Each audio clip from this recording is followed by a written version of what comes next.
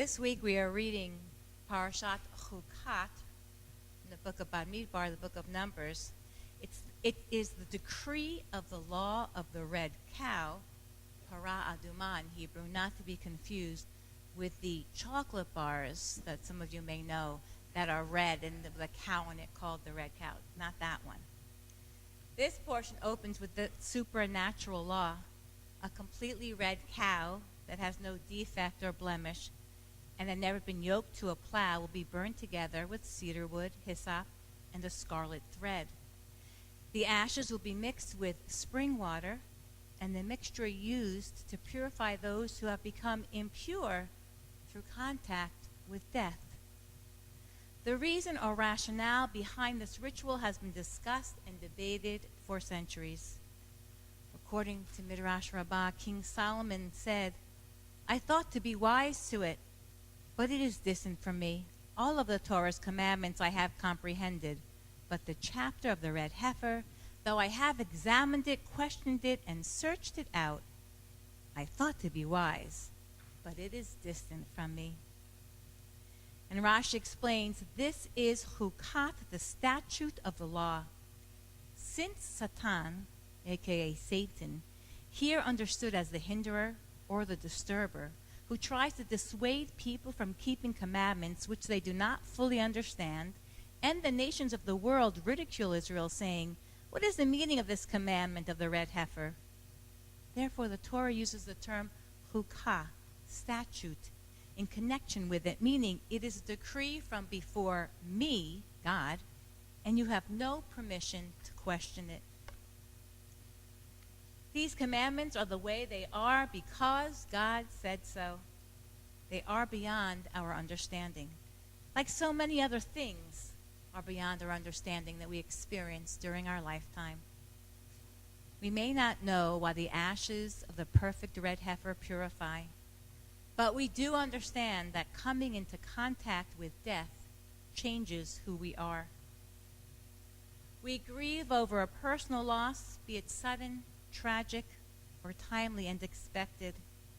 We are shaken by communal loss that we experience from afar, like the killings this week in Highland Park and recently in Uvalde, Texas, and the many, many more. According to Rabbi Jonathan Sachs, the story of the red heifer is a connecting thread through this Torah portion that shares other stories of death and teaches us about grief.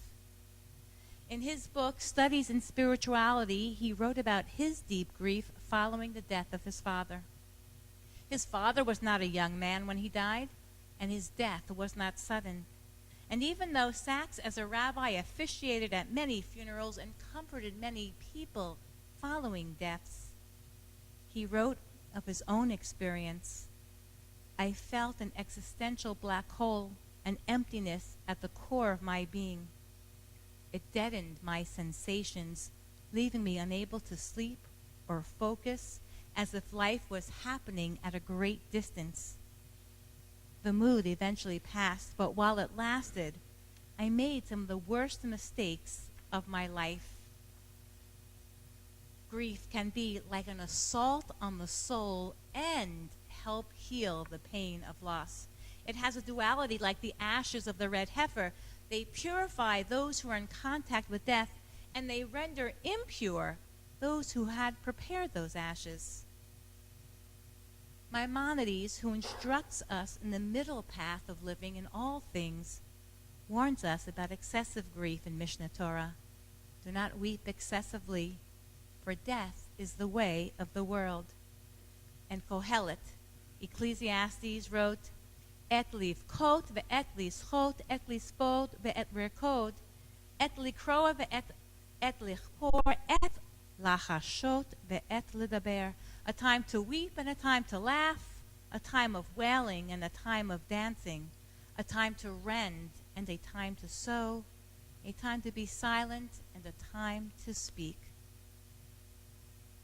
In the Torah portion, immediately following this section on the red heifer, Miriam dies, and with her death, v'lo haya mayim la'edah v'yakahalu al Moshe v'al Aharon. The community was without water, and they joined against Moses and Aaron. Miriam, Moses' big sister, watched him as he floated down the Nile. We remember those stories. And she reunited him with his mother. She was his protector. She was his confidant and prophetic colleague. Another crisis for Moses, the leader of the Israelites. But what about Moses, the grieving brother? Is he considered too important or too busy to mourn his sister? Can anyone, even anyone as great as Moses, deny the need to mourn? The people complained. Why did you make us leave Egypt to bring us to this wretched place, a place with no grain or figs or vines or pomegranates? There was not even water to drink. Moses and Aaron fell on their faces at the tent of meeting, and God appeared to them with a complete plan how to bring water to the people. All Moses had to do was take Aaron, his rod, and assemble the community, and before their very eyes, order the rock to yield its water. Thus you shall produce water for them from the rock and provide drink for the congregation and their beasts. It should have been foolproof. But instead, Moses loses his temper. He yells at the people. He calls them rebels. He strikes the rock twice, and then out comes the water.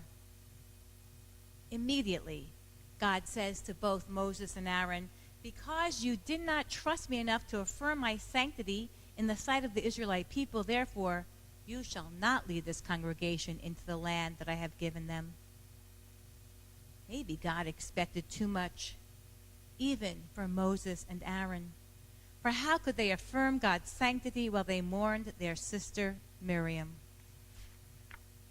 This is still very much a modern problem. Society does not want people to grieve. We are encouraged to return to normal life, to typical life, and ignore Judaism's platform for mourning. 7 days of Shiva, continuing through the month called Shloshim, saying Kaddish for 11 months.